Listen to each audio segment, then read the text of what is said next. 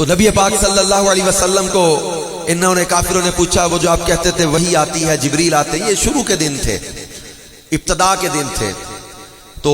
وحی آتی ہے جبریل آتے ہیں، تو کیا وہ وحی آئی؟ آپ نے فرمایا نہیں۔ سچے ہیں صادق اور امین؟ کہا جبریل، کہا نہیں آئے۔ وحی آئی؟ فرمایا نہیں آئی۔ اب انہوں نے مذاق اڑایا اور طنز کرتے ہوئے کہا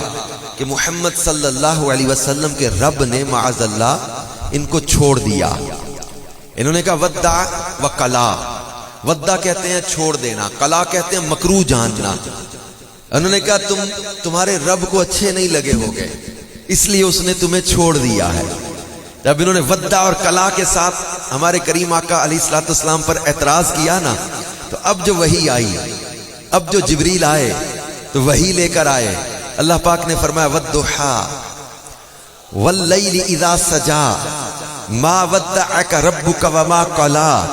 وللآخرۃ خیر لک من الاولی ولسوف یعطیک ربک فترضی۔ پوری نعت محبوب کی بیان فرما دی۔ والضحیٰ، پیارے تمہارے رخ روشن کی قسم، واللیل اذا سجا، اور یہ زلفیں جب چھا جائیں پیاری زلفوں کی قسم، ما ودعک ربک وما قلا، نہ تو تمہارے رب نے چھوڑا نہ مکروہ جانا، وللآخرۃ خیر لک من الاولی، پیارے تمہاری ہر آنے والی گھڑی پچھلی گھڑی سے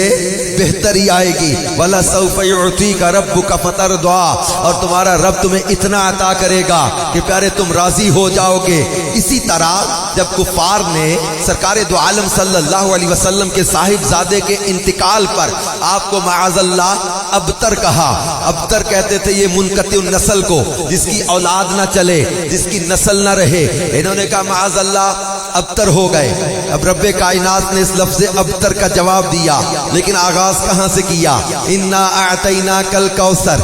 فصل لربک وانحر ان شانئک ھو الابتر، پیارے وہ جو تمہارا دشمن ہے نا ابتر وہ ہے، تم ابتر نہیں، تم تو کوثر والے ہو، تمہیں تو کوثر کا مالک بنایا ہے۔ ابتر تمہارا دشمن، جڑ کٹا تمہارا دشمن، منقطع النسل تمہارا دشمن، نام و نشان مٹے گا تمہارے دشمن کا، چرچا مٹے گا تمہارے دشمن کا، ذکر مٹے گا تمہارے دشمن کا۔ وہ کہتے تھے اولاد نہیں رہی، بیٹا نہیں رہا، اب نسل نہیں چلے گی، 2 سال 4 سال 10 سال کے بعد دنیا ان کے انتقال کے بعد دنیا ان کو بھول جائے گی کہ کوئی آئے تھے، ان کا چرچا نام و نشان ختم ہو جائے گا۔ وہ اس بات پہ خوش ہو رہے تھے۔ عاص بن وائل کہتا ہے کہ محمد صلی اللہ علیہ وسلم معاذ اللہ آج ابتر ہو گئے۔ رب کائنات نے فرمایا پیارے تمہیں ابتر نہیں بنایا، تمہارا ذکر مٹنے کے لیے نہیں بنایا، کیونکہ یہ دنیا داری میں ہوتا ہوگا، کسی کا ذکر اس کے بیٹے کی وجہ سے،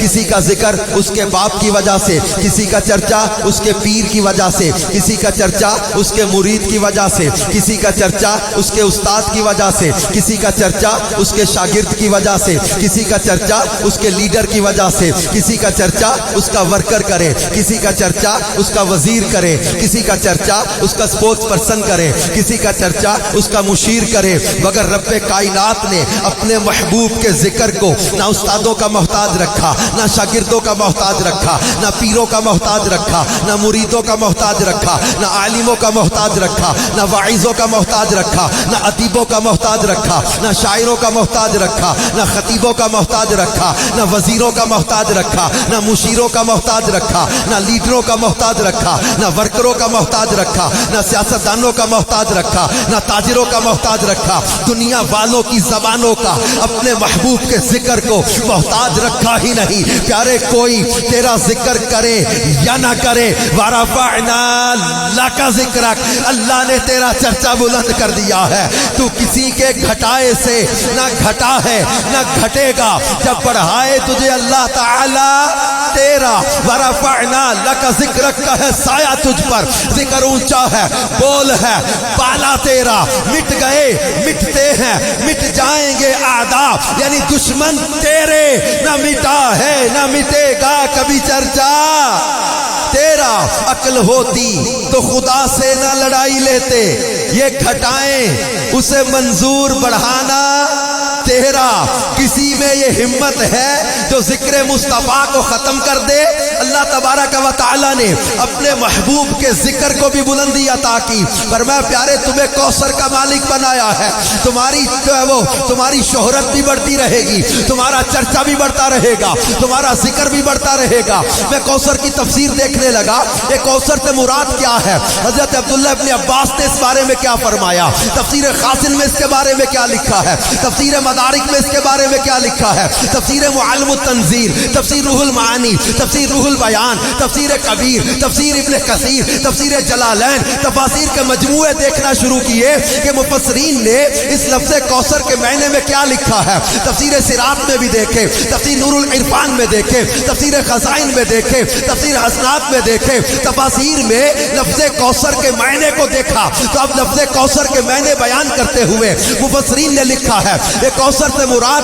حسن ظاہر بھی ہے، کوثر سے مراد حسن باطن بھی ہے، کوثر سے مراد اولاد رسول بھی ہے، کوثر سے مراد نور قلب مصطفیٰ بھی ہے، کوثر سے مراد نبوت بھی ہے، کوثر سے مراد کتاب بھی ہے، کوثر سے مراد علم غیب بھی ہے، کوثر سے مراد حوض کوثر بھی ہے، کوثر سے مراد شفاعت بھی ہے، کوثر سے مراد مقام محمود بھی ہے، کوثر سے مراد جنت بھی ہے، کوثر سے مراد امت کی کثرت بھی ہے، کوثر سے مراد اعدائے دین پر غلبہ بھی ہے، کوثر سے مراد معجزات رسول بھی ہے، کوثر سے مراد فتوحات بھی ہے، کوثر سے مراد مصطفیٰ صلی اللہ علیہ وسلم کا روب بھی ہے، دبدبا بھی ہے۔ کوثر کے معنی بیان کرتے ہوئے تفسیر خزائن کے اندر 16 معنی بیان کیے ہیں کہ پیارے حبیب تمہیں کوثر کا مالک بنا کے مخلوق سے افضل کیا، تمہیں کوثر کا مالک بنا کے بے شمار نعمت عطا کر کے مخلوق سے افضل کیا، نسب عالی بھی دیا، حسن ظاہر بھی دیا، حسن باطن بھی دیا،